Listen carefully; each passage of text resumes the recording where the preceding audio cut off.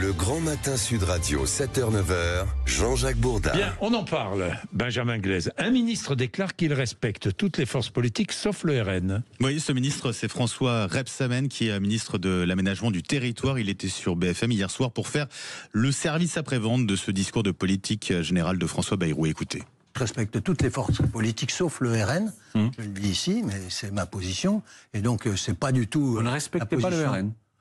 Non, moi je respecte pas ceux qui portent, pas tous, heureusement, j'en connais dans mon département, mais ceux qui portent les discours de haine et d'exclusion de l'autre, c'est pas ma tasse de thé.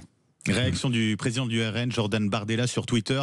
François Bayrou devrait rapidement rappeler à son ministre que le respect dû aux 11 millions de Français électeurs du Rassemblement national est l'une de nos principales exigences, et l'insulte à leur égard, une ligne rouge qu'il vaut mieux ne pas franchir lorsque l'on fait partie d'un gouvernement minoritaire. Oui.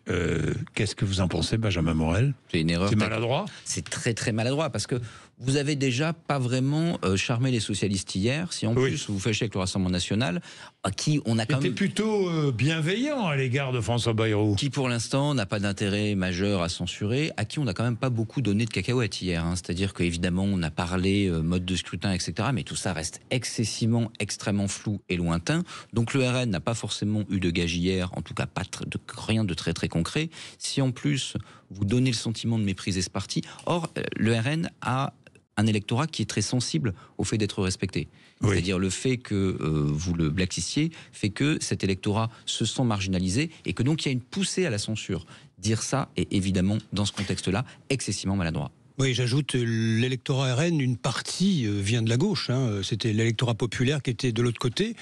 Si vous écoutez ce qu'a dit Jean-Philippe Tanguy hier à la tribune, c'était celui qui était chargé d'intervenir après la déclaration de politique générale de François Bayrou, les propos étaient extrêmement violents à l'endroit du gouvernement de François Bayrou. Il a fait un numéro, Tanguy. Oui, il a fait un numéro, mais ça raconte une chose très précise, c'est qu'ils ne censureront pas là, mais lors du débat du budget et au gré de ce que décideront les juges dans l'affaire qui concerne Marine Le Pen, ils risquent d'appuyer sur le bouton. Donc peut-être que François Rebsamen devrait, on va dire, se retenir de ce type de déclaration. Il est membre du gouvernement d'un collectif.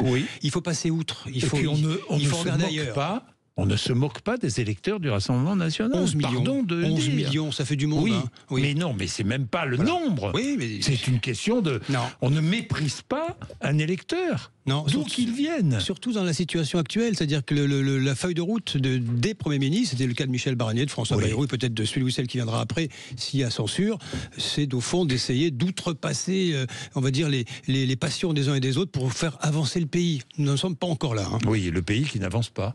Benjamin Morel. Non, le pays qui n'avance pas. Parce que moi, au-delà de tout, de la forme, le pays n'avance pas. Non. C'est ce que je vois, moi. C'est ce que je constate ce matin. On n'a pas de budget. Le programme, qui est le programme annoncé par François Bayrou hier, est extrêmement flou et il n'en fera probablement qu'une très faible partie. Et les questions qu'on se pose là, on va se les poser fin 2025 pour le budget pour 2026. C'est-à-dire que le problème, si on avait simplement une crise politique conjoncturelle, eh bien, ça irait. Le problème, c'est que la crise politique est structurelle. Tout à l'heure, on disait, il y a 3 France. Vous faites une dissolution. Là, vous n'avez pas forcément plus de majorité. La sociologie électorale nous dit qu'on n'a pas plus de majorité. Et donc, on est dans une situation aujourd'hui d'enconcement et, je dirais, d'immobilisme structurel. Et ça, évidemment, dans un monde qui avance très très vite et qui ne nous attend pas, c'est dangereux, c'est inquiétant. Évidemment, dans un monde qui bouge, c'est dangereux, mais bien sûr. Les prévisions de croissance, 1,1, on passe à 0,9, c'est l'épaisseur du trait. Regardez les quelques vagues chiffres, quelques vagues données auxquelles nous avons accès. Bayrou 1, c'est Barnier 2, c'est-à-dire que l'univers est contraint. C'est-à-dire qu'on ne peut pas faire grand-chose en réalité.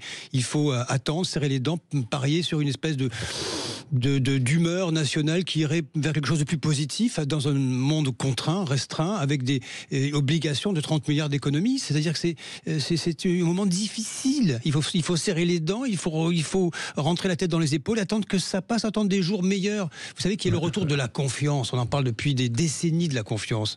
Mais encore faut-il que la conjoncture économique mondiale nous permette de retrouver la confiance, parce qu'on est dépendant.